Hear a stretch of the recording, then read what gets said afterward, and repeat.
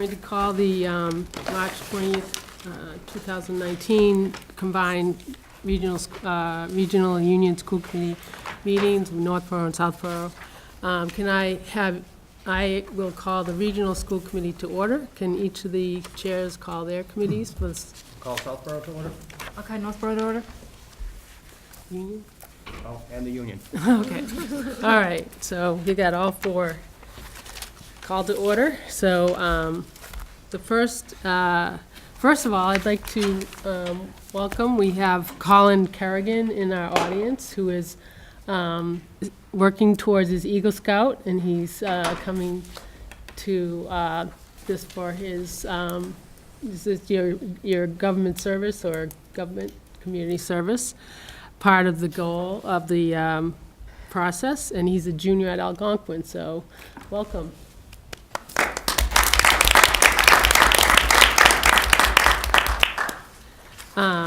So, do we have any audience sharing, the first thing on the combined agenda? Okay, seeing none, we'll move on to our action on the minutes. So, Paul, So for the region, I move that we vote to approve the combined open meeting minutes of December 19th, the combined special open meeting minutes of December 20th and February 11th, and the combined operational budget subcommittee open meeting minutes of September 24th. moved by Paul, second by Dan for the region. The other committees? For the last one, the operational budget committee, we don't need a union because it was just the three subcommittees. It wasn't the three meeting of the three committees, not the union. There is no such thing as an operational budget committee for the union, so. So I'll move the same three meetings, not the operational one for Southborough. And the operational one also needs Southborough? Yep, Okay, all four then. okay. And do I have a second for Southborough? Second? Second by Katura, moved by Roger, second by Katura.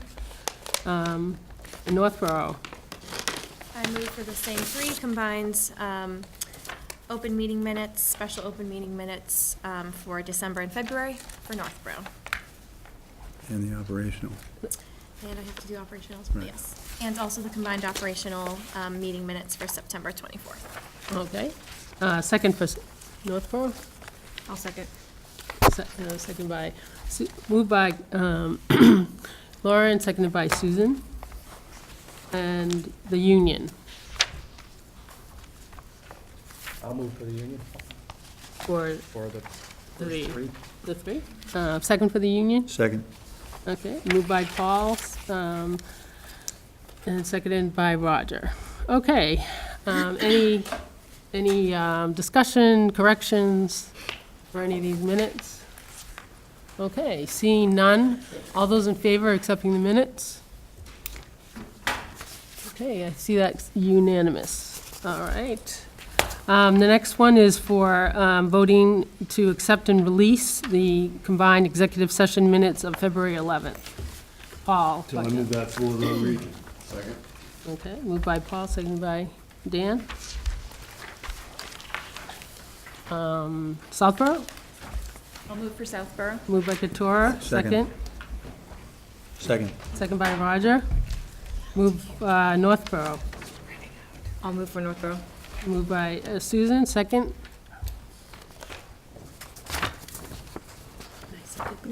Second by Kelly. Okay, and the union. I'll move for the union. Moved by Paul, Second. second by Roger. Okay. All right, this is executive session, so I think it's a roll call vote. So, can start. I have a question. Oh, Do okay. we have those? Did we have a copy of those? Oh, we're going to pass them out in executive session? They should be in your packet. In the back? These are mine, huh? Executive session are usually contained in the packet and not sent electronically. They're right there. Oh, okay. Last one. Thank you. Yep. I just have a point of clarification. If you're not at a specific meeting, do you usually abstain from voting? You can How does vote. that typically go? You can vote. I can? Okay. Yeah. Okay, is there any Any corrections or? All right, seeing none, it's a roll call. Can we start, Futura? Yes. Yes? Yes. Yes. Yes. Yes. Yes? Yes. I'll abstain, I'm not sure which one we're on just now, getting caught up. Oh, okay, we're on the executive session minutes. Okay. Yes. Yes. Yes. Yes. Okay, so, one abstention. Okay, now, moving on to the, start time update.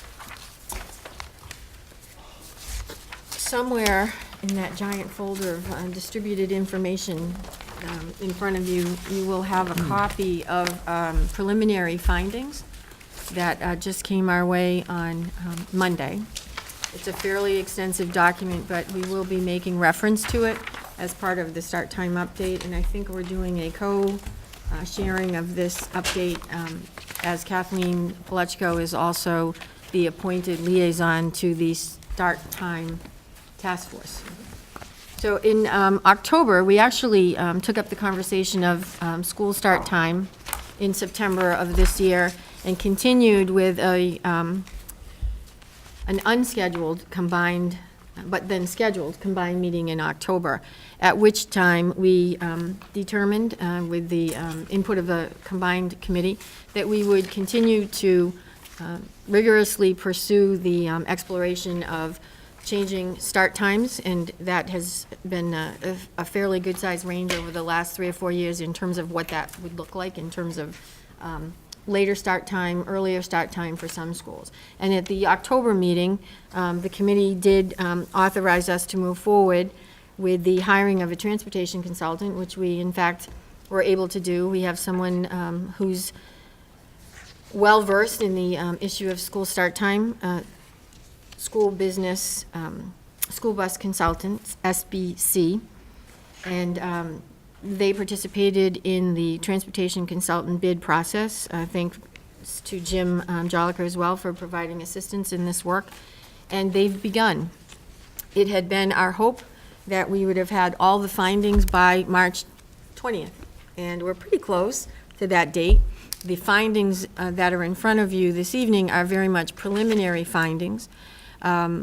We had hoped to convene the start time task force of 41 earlier, but in a meeting with myself, Kathleen as the liaison, and Michelle Brownlee, who joined us at, I think it was December, we came to the conclusion that each and every time we've talked about school start time, we ended up at the same place, not having really tangible data about what our routes represented, what opportunities existed for changes within the current route structure to propose new route structures, and then again, what does that look like in terms of cost?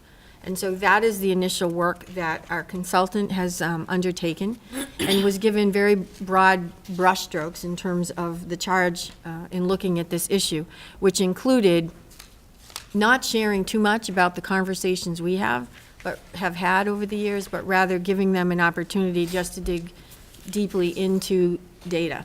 And that is actually what they've been doing since they came on board in February. Mm-hmm. It took about 3 to 4 weeks just getting all the permissions and exchanging data files between our public schools, also NRT, the current bus provider, transportation provider, North Reading Transit, who actually has been incredibly supportive, and they've given us full access to their TransFinder database, as well as our district uploading our files to SBC so they could conduct their analysis.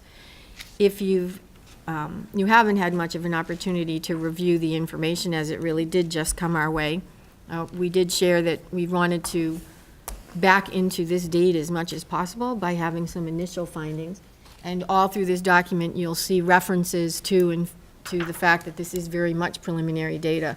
But I think as you have an opportunity to move through this pretty quickly, or more so when you have time to just digest all that's here, the conversations that we've had ongoing is that it's a very complex issue with the regional school district configuration.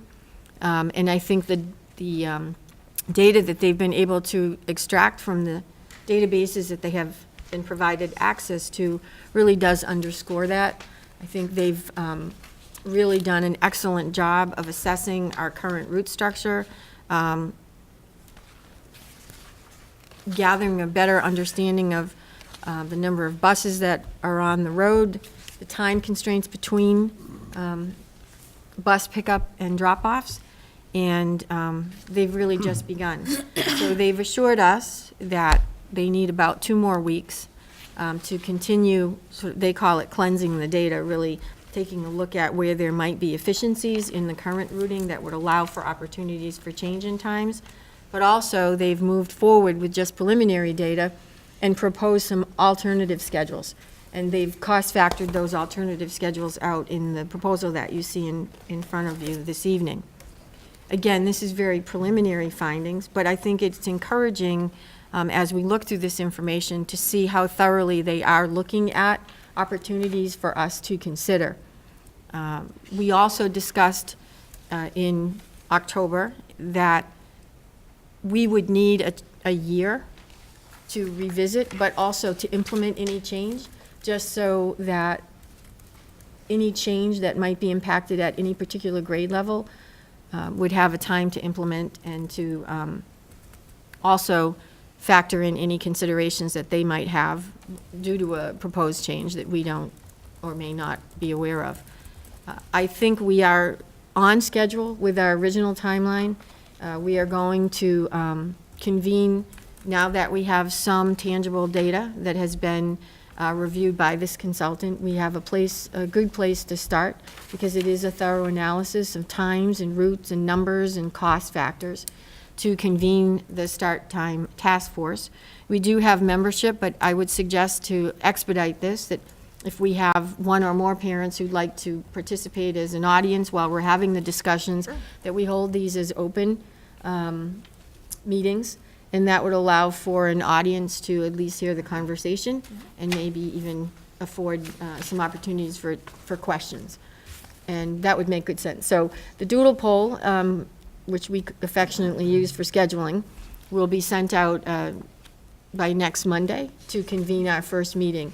That's a good opportunity for the task force to go through this information, and then also to prepare some additional questions that might come about while the consultant is still in district. He can field our questions and start working on those, or looking for information that might provide them with answers in order to answer our questions.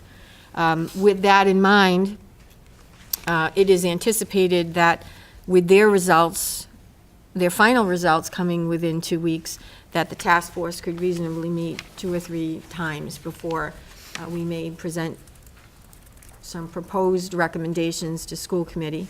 Our next combined meeting is scheduled for June, which would be a great launch for the deeper dive that would need to happen next year to implement any changes that might be proposed for '21. So our timeline is on track. And I'm really impressed with the amount of information that's come our way. Some of it's very validating, because we've had similar conversation over the years, but I think it's also eye-opening just to have their perspective, and they've certainly provided a very in-depth visual representation of the complexities of the current routing structure. So I know, Kathleen, you wanted to add some. Yeah, so this is a very comprehensive report. The way I look at it is it's sort of the shell, right? It's the framework under which they're operating, because, and I understand why, they probably don't want to go through and run through a whole bunch of scenarios when they're not 100%, they're not 100% certain that their data is accurate. So we do need to work with them, and in a lot of ways, this report raised some questions that I myself had. So I'm sure that for those of you that are interested, if you have the chance to sit down, read the report, I think, because I'd like to do this as quickly as possible, I think the best, most expeditious, if that's a word, way to do this is if you sit down, you read the report, you have comments, you have questions, you have suggestions, then just get them to me, and you can do it any way you want. You can email them to me, you can text them to me, you can call me, you can request a meeting with me, and especially if you have questions, because some of you guys are newer, and some of you guys have been around a really long time. And Not to mention any so I names. guess I don't want to What just happened? I don't want to take, an hour to re-explain everything when, some people have heard it before, but I'm happy to explain everything that has gone on, that is currently going on, and that we're hoping to accomplish by the end of the year. So, that being said, what I think I also would like to, I'd like to do it quickly, because what I'd like to do is get that sort of list of, we're calling it frequently asked questions, because I'm pretty sure that many of you will have the exact same question. And we'd like to get that to SBC, so that in the final report, all of your questions, concerns, suggestions are included. Michelle has already, where's Michelle? Michelle has already emailed me and given a couple of suggestions that that's how I'm gonna start out the document. So, like I said, anybody else, don't feel like you have to ask the questions now. Feel free to, take your time, read the report, and then just, I'm around anytime, so just give me a call or email or whatever works for you. So what we might want to consider also is to get the most amount of input from those, from our community members who may not have been involved in conversations simply because their children weren't in the schools Right. at the time, is to send out a one-call with that information so that anyone in the community, regardless of what grade level our students are in at the current time, or maybe, kindergarten parents who are moving on through the district and through the school years, to forward the questions to you, and we can create this fairly extensive database. And if not, all questions come up with some thematic areas of focus for SBC to take a look at. And we've done similar surveys in the past. We have some data. I know the Start Time Later group has also done that as well. But we're refreshing this, and so with that comes an opportunity to gain some additional input. So that one call can go out relatively soon, and we can just provide that information, where to send their questions. And that will give the task force more information as well when we meet.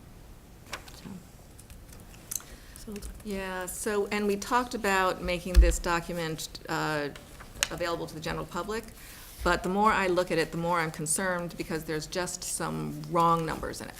That is not their fault, but I don't want those numbers, I don't want people thinking that these are the mathematical financial numbers that we're using, because some of them are just, just based on wrong data. So I certainly think that it's just, just take community input, however we want to get it, as to what the, main concerns, questions, suggestions are. And I know that we've put preliminary findings on the front cover, but some people may rush to the charts and the graphs and miss the fact that it's really just their first pass at a lot of information. So from their perspective, it was right data on their first pass. They did visit us in district and spent about 2 or 3 hours with us, just gathering some general information. We are fairly unique. They've worked with regionals before, but the regionals have been configured differently than we are configured. They've been historically the more typical regional, which is K-12. And they also have spent a full day, if not 2 days, at NRT, with NRT, and looking through their data, their processes, the way they approach scheduling, and they're going to have some suggestions for us around those areas as well. And I know that they're going to be circling back with NRT once they come back with us to review this data. So the work that the task force will be undertaking is very timely, because I think it will also allow us to help them cleanse, as they refer to the data, based on the preliminary findings that they have, which are extensive. But this is a public document now that it's been attached to. Right. It is. these documents. It is. So It's just wrong. Yeah, so it's out there, people could grab it, people could extract from it. I think just, maybe, probably too late to stamp draft or preliminary on every Put a single page. sticker Oh, on, I never yeah, we can do that. But that's what it is, and people, I think it's a good caution. I think that's But a it good is idea, public. just stamp it every page, preliminary, preliminary, preliminary, so then, Yeah, that's a good idea. We'll put the label on every page and just scan it up. Yeah. I'll make the label bigger, because we have some room on Yeah. more, Or some just pages. put like draft. Yeah. Right. That's all that, you know. So then they can't really read it. Yeah, yeah. Across the middle. But it's good to appreciate the process they went through in analyzing the information. I think we get a good feel from that by looking through the document. And as the song says, they've only just begun, so maybe, when we move closer to the final data, this will be 3 times the size. You can tell that it's gonna be it'll be great once it's accurate and like completely. It's, Right, it's a good framework. it's a great I think. frame, yeah, it's, yeah. We decided to run it on single page because as we were reviewing this, when it, came through the email late Monday, that the easiest way to decipher some of the information was to rip it apart and have the graph next to you as you were reading the information, because it really is fairly complex without the visual in front of you to interpret. And color also helps. Color, there are Yeah, color yeah. additions, yeah. That's good. So look forward to delving into this more. Any other questions or comments on the report, update, process? Okay.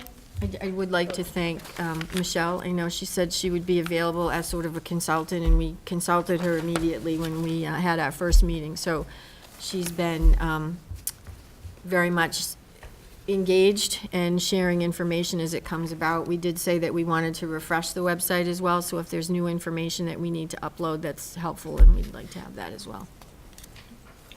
Okay. All right. Next on the agenda is the approval of our 2019-2020 school committee meeting dates. Paul? So for the region, I move that we approve the proposed 2019-2020 school committee meeting dates as provided. Second? I would second that. Moved by Paul, second by Dan. I'll the move for region. Northborough. Kelly moved for Northborough, second for Northborough. Second. Lauren seconds. I'll move Southborough. for Southborough. Roger moves for Southborough. I'll second. And who is that? Jen? Okay.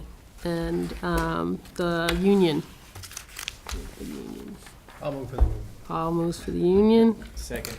and second by Keith. All right. So any discussion on these meeting dates or questions? Seeing none, all those in favor of accepting the meeting dates? All right, that's, is that unanimous? Dan, did you miss it? Okay, good. Wasn't sure. All righty. The next item is the update on our search committees. Lots of activity. Lots of activity, lots of meetings. So just to give an overview, we do have 2 key positions, district positions, central office positions open with searches underway, and that would be the Director of Finance and Operations. We have conducted we did a pre-screening of candidates. We had a semi-finalist screening, I guess you would call it. Yep. With 2 members of our school committee present, participating, Lynn and Roger. And we will be, Greg and myself and Jim will be meeting with the 2 semi-finalists that have moved forward soon. And our hope is that we will marry the recommendation to the school committee to participate in an interview process with all of the school committee as we've done in the past, based on the one recommendation that we move forward to school committee for consideration. We also have, and the other being the assistant superintendent search. A number of our school committee members are involved in that, and Rebecca Pellegrino is facilitating that process masterfully. We had a number of applications, and again, I think interviews are scheduled for Thursday and Friday. Do want to share that the superintendent in waiting, I guess, has been very much involved in both processes, as he should be. These are key positions who will be working and supporting Greg's good work to follow. So we're excited about that, and we're hoping, we have a proposal for the school committee to consider, that The candidates have site visits here around Tuesday and Wednesday, and I say Tuesday and Wednesday timeframe because we have to be a little bit flexible based on their availability as well, but it would definitely be that week, which is a week from now. And that, in keeping with past practice, we want to provide opportunities for the school committee to have conversations with the recommended candidate moving forward, with some appreciable time dedicated to that process. So we do have a school committee meeting in Southborough scheduled for April 10th. And we are proposing, for the school committee's consideration, that we schedule a special combined meeting prior to that meeting and schedule both positions, the recommended finalists, for one evening so that we could commit, half an hour to 45 minutes to each candidate. And that way, both appointments can be made somewhat simultaneously. And that will be ready to put into position before April vacation, and depending on who moves forward, allow some conversations, if not meaningful transition time. So if the committee is in agreement with that, that's the timeline we're proposing. It may change slightly based on availability of candidates and so forth. Would that be here, or would it be in Southborough? the It would meeting? be in Southborough. Southborough's school committee starts at 6:30, and that would allow our Southborough school committee not to travel to their committee meeting. The only other option is, there are many other options, but another option would be to try to schedule a special combined meeting here on a Tuesday or a Thursday. And we can always do a doodle. Let's do the doodle. And, majority rules on that doodle. So that might be a reasonable option as well. But if you have some thoughts, if you could communicate those through the chair and they would communicate that to us, that would be great. Because we can certainly send out 2 options and see how many we gather. Okay, so, that sounds good and promising, lots of progress. Lots of progress by a lot of people involved in the process.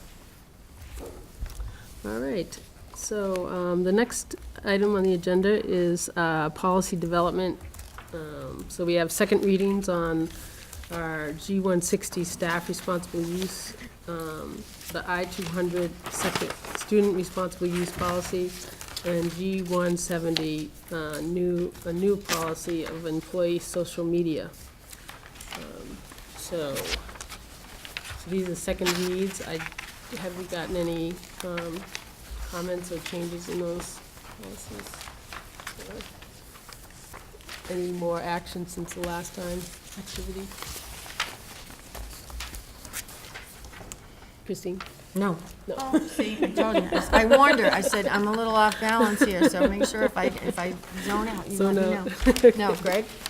No, I think No. all of these policies have been brought forward to each committee And for no a first read. changes And we've had some minor changes since the last first reading at the regional committee, but other Yep. than that, the policies stand as they have been. Okay. So, do I have motions for accepting these policies? I'll move for region. Second. And move for region, gonna switch it up, and seconded by Paul Butka. Keith moves for Northborough, I'll second for second by Kelly. Move for Southborough. Roger, second I'll second. by Katora, the Union. Guess I'll move for the union again. Okay, Paul moves for Union, second by Keith. All right. Any discussion on these policies? We're moving for all 3 policies go forward, right? Okay. Seeing none, all those in favor? All right. That passes unanimously. This is a tremendous milestone. These 3 policies, if you've ever been on policy subcommittee in one or of any moment in the last 10 years, we've arrived. And that just diligence and resiliency and focus of work always ends up in a positive place. So And Greg, thank you for all the work that you've done on these policies, because I'm not sure it would have come to closure if you hadn't been involved in that. And also, thank you to the technology staff for doing a lot of the research and providing us with the background data. So they were instrumental in creating these policies. Can I ask a quick question? So are all these the same number for all three? Which also helps. And a kudos to the association, because they actually did sit down with us and develop the staff piece, and we're as excited to see this move forward as we are. So that collaboration continued even through the policy language with respect to staffing. We do have one personnel update that we were so excited about, the search committee update. Oh, I skipped over, I'm sorry. Oh, did I? Oh, yeah, personnel update, just skipped over the actual update. So we know that Lori Pardee retired this year after many great years of service to all three districts. And we are very excited about Mary Ellen Duggan's appointment to this position. She is currently a nurse leader, basically in the Southborough Public Schools. And she has been in the district for many years and has sort of that innovative spirit about moving forward with repositioning the Health and Wellness Committee. And she is filling this position with a new title, District Wellness Coordinator, rather than Nurse Leader of the Health and Wellness Committee. So she's ready to take this on, and I'm sure you'll hear many great things and new ideas coming. I suspect she'll be calling the Health and Wellness Committee together before the end of this year, just to give it a good launch and to introduce herself. So there'll be something going out to the community also to solicit new membership in the committee and to bring in all the great level of expertise that we have around these areas, and also to incorporate a more district lens around what we are providing programming, K-12, that systemic scaffolding of services and conversations throughout, and also to bring more of the social emotional issues into the Health and Wellness Committee. So it's great work. That's awesome. Okay. Next, we have in the distribution of the Aspet Valley Collaborative, their annual report for 2018. No action, just information, and as required as a member of this collaborative, we do need to share all of this information quarterly, and this is quarter. That's good. Actually, That's pretty. yeah. So, yeah, this Aspet Valley's key for us. Oh, in to so many ways, yeah. provide services and keep people, cost savings for special ed programs. Special education placement, special education programming, absolutely sponsor some phenomenal job alikes, so they, for each leadership position and in all content areas and in all service areas in districts, they provide professional development opportunities for staff and for administration. So they're just amazing, and we are on the board of directors. Okay, so the next item is the superintendent's evaluation. So talking about our annual process that we go through. Typically, we would have the evaluation for our combined meeting in June. And we have, the tool that we use, the sending out for evaluating the superintendent of school. So we will continue to do that process. Any from people that were on last year, we like what we're doing? Any changes or suggestions? I thought it worked well last year compared to the year before. So the way we did it, where we put all the comments and you guys compiled them. So Okay. it was pretty smooth, at least from my end, which is just giving the input. You guys have to. Yeah, and from my end, getting the input, it was excellent. So Okay, we good. just have to ask Cheryl. She's the middleman. Cheryl's always the middle person. Yeah, I know we've kind of fine-tuned the process ever since the state went to the standardized method of doing it. Yeah. When we first started, last time when I was chair, and we had the, what was it, a PDF that we tried to. It was a nightmare. It was a 5-year progression of growth in terms of for all districts on how to handle this, and I think, you know, we're passing on a fairly good model considering the complexities with all of the 20-member or 18, however we have each year, so we're excited about that.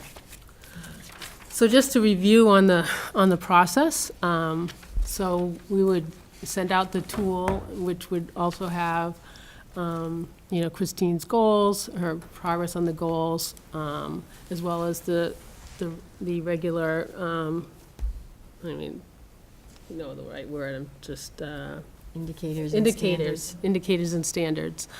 That jargon sometimes, when I move from the healthcare world to the education world, I get, it's like knowing two different languages. But, and then, so each school committee member would complete the evaluation, and the K-8s would, well, they'll send it in to Cheryl, that's how we did it last year? I think they just filled it out They just online. filled it out online, you don't have to send it Send it to anymore, anybody, it's all electronic, so you fill it out, and then Paul and I would compile the results, and we write up a written compilation of everyone's contributions, and then there'd be a score as well, that would be like a compilation of everyone's scores, so. It's pretty basic, and we'll be sending out more information. And when we send out the tool, we'll send out timelines of when things should be in, so that we can, Paul and I have time to compile things together. So, is there any questions that anyone has on this process? Okay, all right. So, seeing no more business before our committee, do I have motions to adjourn? This is another milestone. Region will not be late tonight. A motion to adjourn on behalf of Northborough. Northborough? Move for Southborough? Second? Move second. So moved by Kelly, seconded by Keith, And I move for Union. and Keith moves for Union. Second? Roger moves for Southborough, he seconds is for Union, Katura seconds for Southborough. Region, did we have, oh, we don't have to have that, because we're still in session, all right. Meeting's adjourned for everyone else except Region. Thank you.